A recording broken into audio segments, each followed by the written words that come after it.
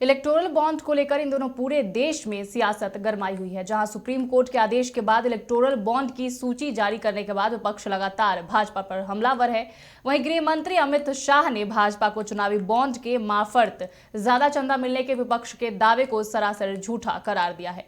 देखिए इस पर एक खास रिपोर्ट। चुनाव बॉन्ड क्या है विवाद? चुनाव बॉन्ड की घोषणा 2017 के केंद्रीय बजट में की गई थी।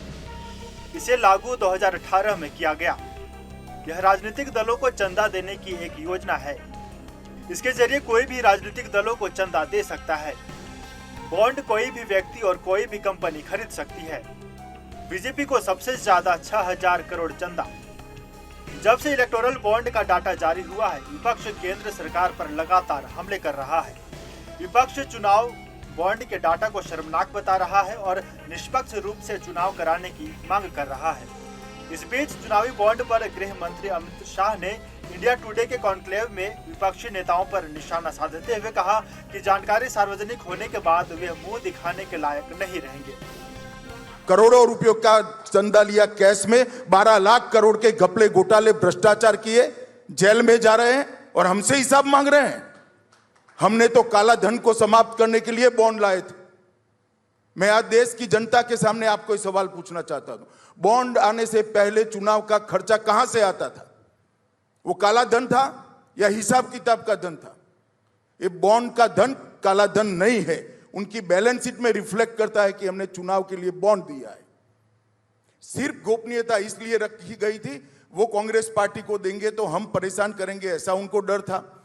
हमें देंगे तो जहां कांग्रेस का शासन है वो परेशान करते हैं, इतना डर था।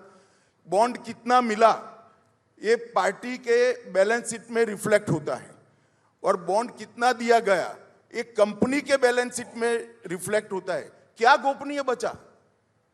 गोपनीय तो तब होता है जब अब जो व्यवस्था होगी, कैश से चंदा लिया जाएगा, तब सब गोपनीय होता होगा। और कांग्रेस पार्टी को गोपनीयता से मतलब नहीं है।